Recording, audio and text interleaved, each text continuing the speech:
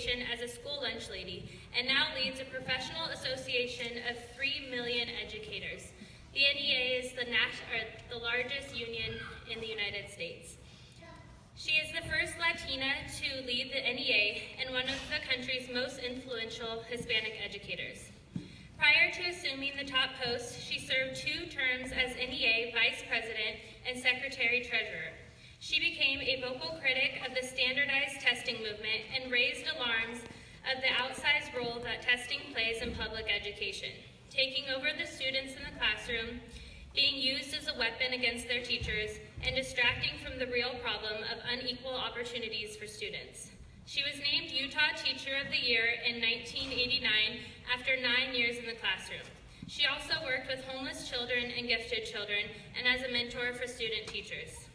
She believes in the sacred duty of all educators to be professionals and to care for the whole student, mind, body, and character, no matter how the students arrive and no matter their learning conditions, their home conditions, or their health conditions.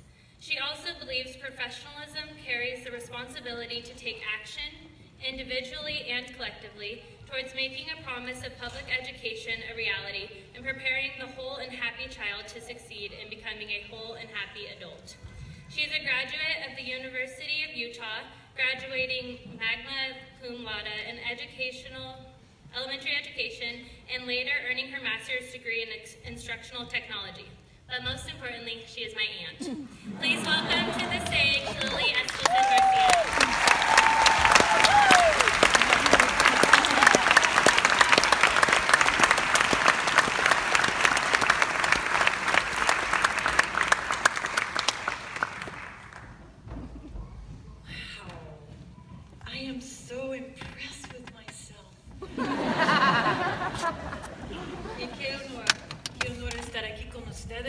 En este lugar tan hermoso, este día tan hermoso.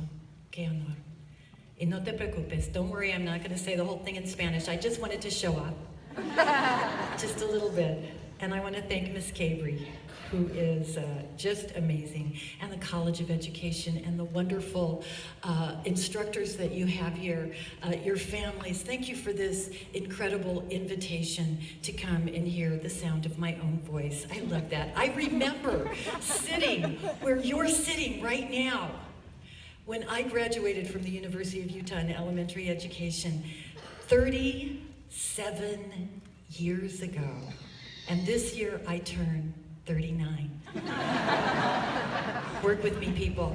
I look at you, I watched you walking in that door, and I thought, I have socks older than some of you guys. It just seems so unfair. I'm old, but I look good. And I feel good. And I look out at you, and I know what kind of adventure you're about to begin. And you look so beautiful, tan hermosos, todos. And you're like this garden that some of these guys helped plant.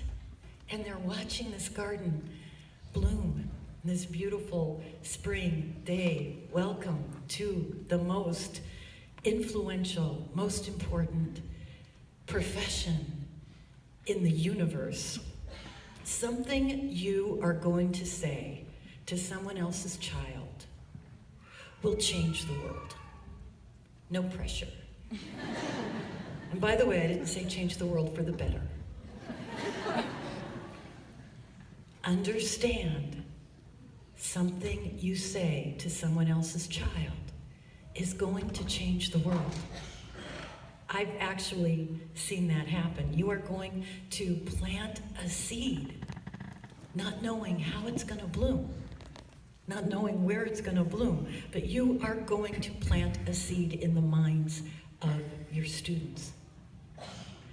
Luckily, you are not going to be alone. You're going to have colleagues. You'll have the California Teachers Association. You'll have the National Education Association.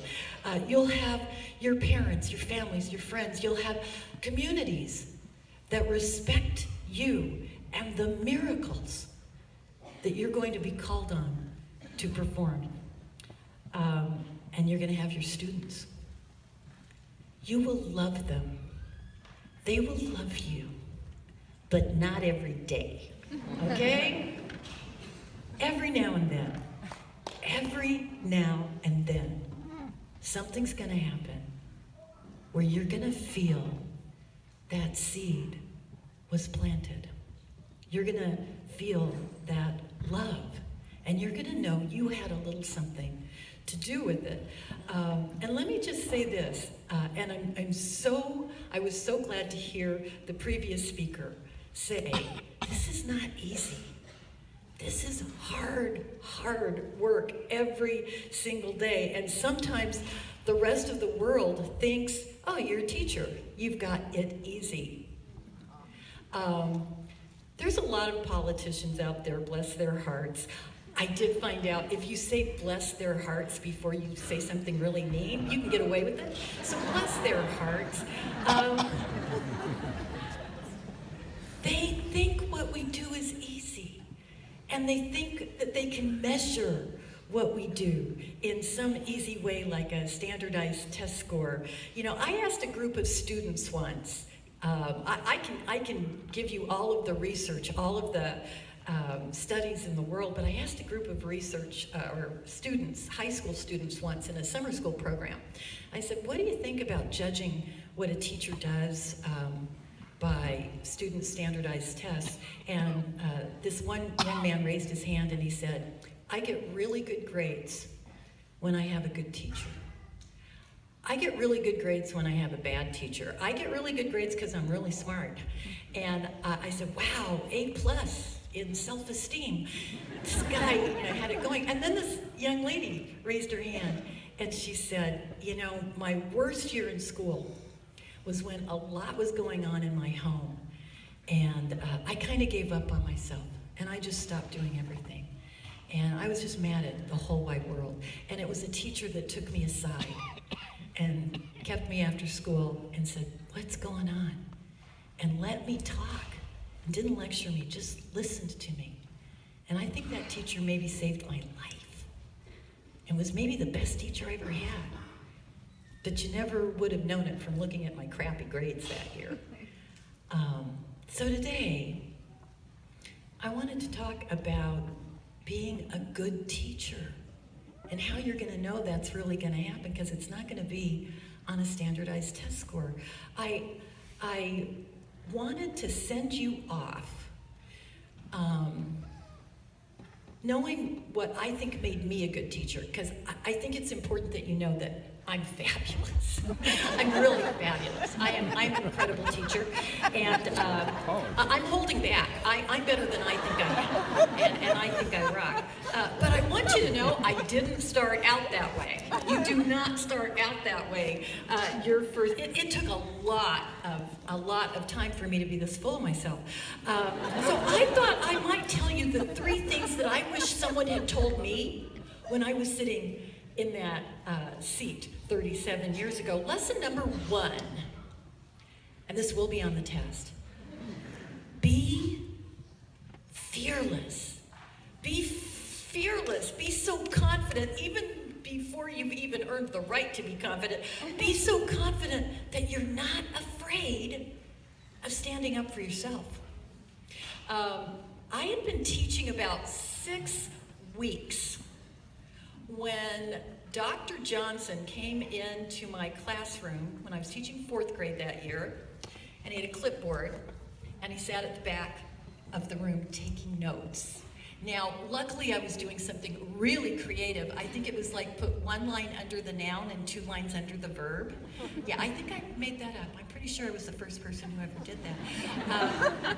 And he sat there for about 5 minutes watching me, and then he got out of his seat.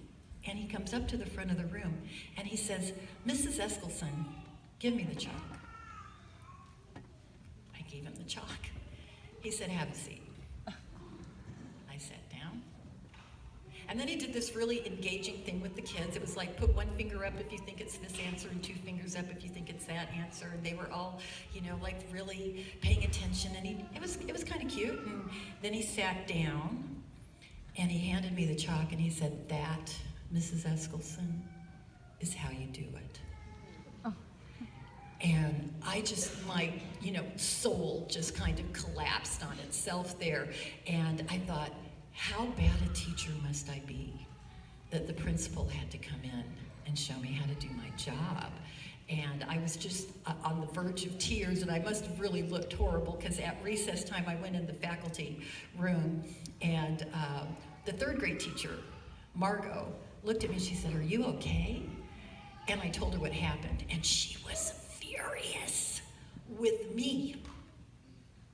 And she said, "Don't you ever let someone come into your class and undermine your authority in front of your students. The next time that man pulls a stunt like that, you just tell him, 'Dr. Johnson, I am working. If you need to talk to me, you make an appointment.'"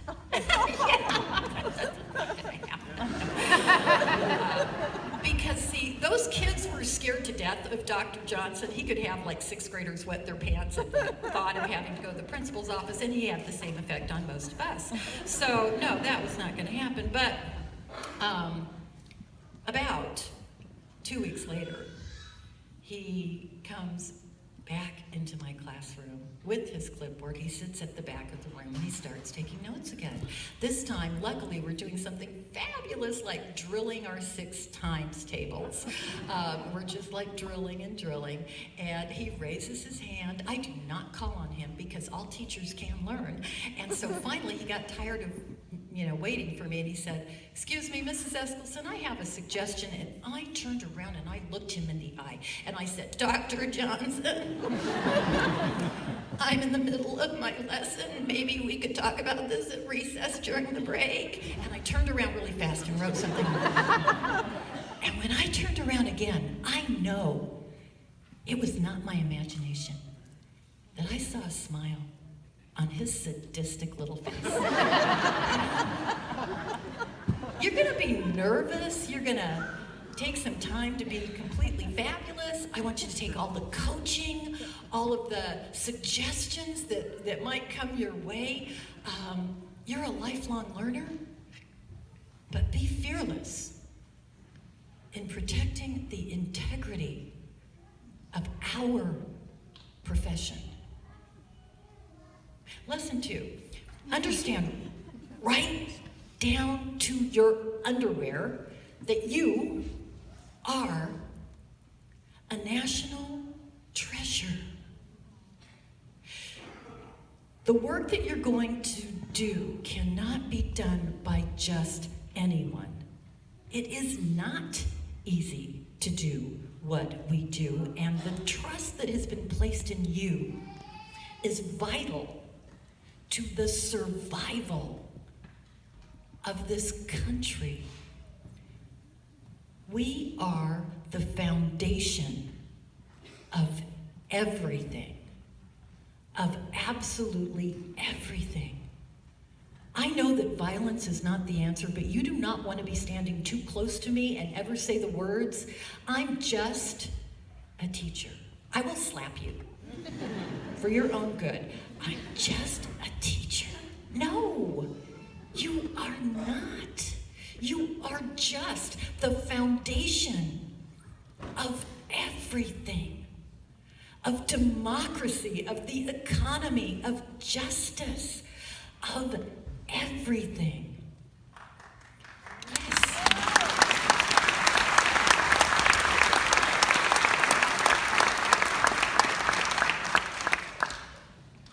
I don't get people who don't get that.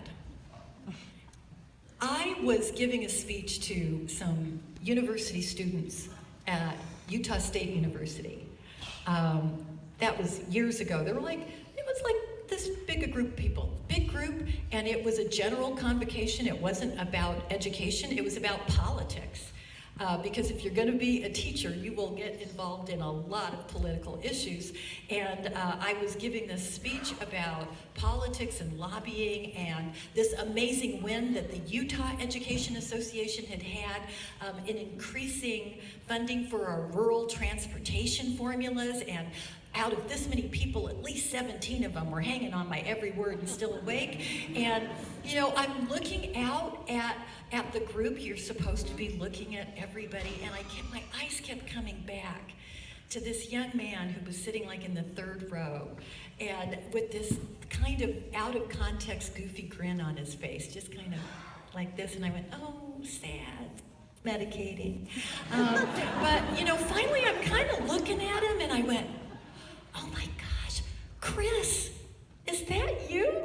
And Chris goes, hi, Miss Eskelsen. I had Chris when he was in 4th grade, 10 years earlier. And here is this 20-year-old man sitting here at the university smiling at me. And you will find out that the laws of physics do not apply to us. You will blink and your students will grow up before your very eyes. And yet, we will never get any older. That is the important part. And he stayed after school to talk to his old teacher. By the way, they will always think of us as 102 years old, no matter what. And, you know, so I said, so what are you studying? And he said, political science and government. I'm going to be a social studies teacher. And I said, oh, I'm so excited. I'm so proud of you. He said, wow, my parents aren't. And I said, why? And he said, well, they keep reminding me. I was on a roll all through high school. They keep saying, you know, with my grades, I could do anything I wanted. Why would I want to settle for just being a teacher? I was so mad I could have smoked a pickle. I wanted a parent-teacher conference. I wanted right now what is going on with these people, that they would discourage this incredible young man from being the guardian of the galaxy and being and then I looked back and there was Chris with that goofy smile on his face. And then I understood that he understood that he wasn't settling, that he had chosen to be powerful. Believe in your power. Believe in your own importance, not out of a sense of arrogance. But if you don't believe in yourself, you haven't earned the right to ask anyone else to believe in you. And we need everybody to believe in us. Be proud that you have chosen to do the world's most important work. And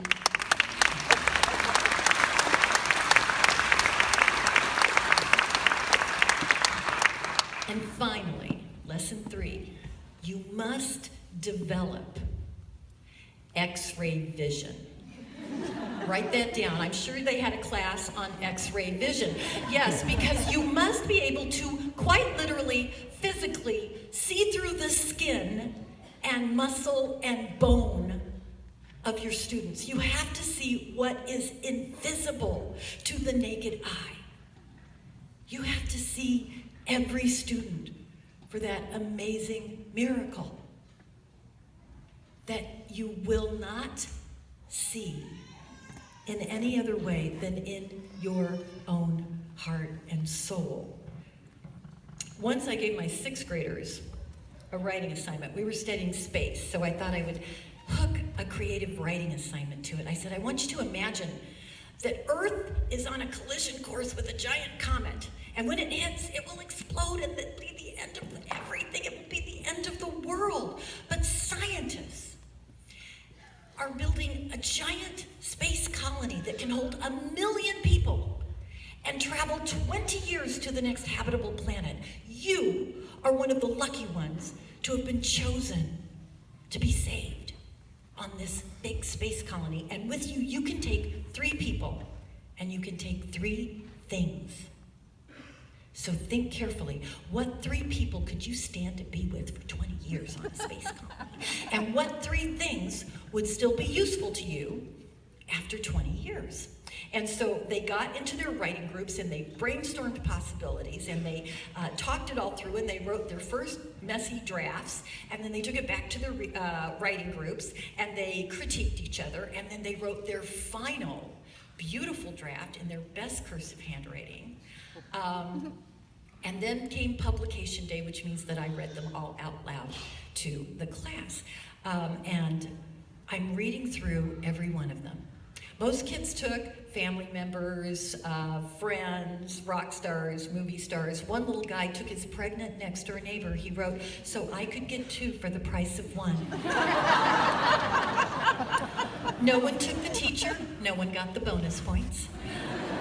They were taking things like recyclable paper so they could have something to write with. They were taking reprogrammable computer programs and Nintendo games and hair mousse and just the bare essentials for survival of the species. And they were creative and they were funny and we were laughing. And I was having a good time. I got to Jason's paper and this is what Jason wrote. "I live with my mom and my dad and my 2 brothers and I could never leave one of them behind to die. So I would give up my seat so they could all go, and then I would hope that the scientists were wrong about the Earth being destroyed. But if they were right, then I would help them build a space laser, and then we would blast the comet before it hit, and then I would take the next spaceship, and then I would catch up with my family."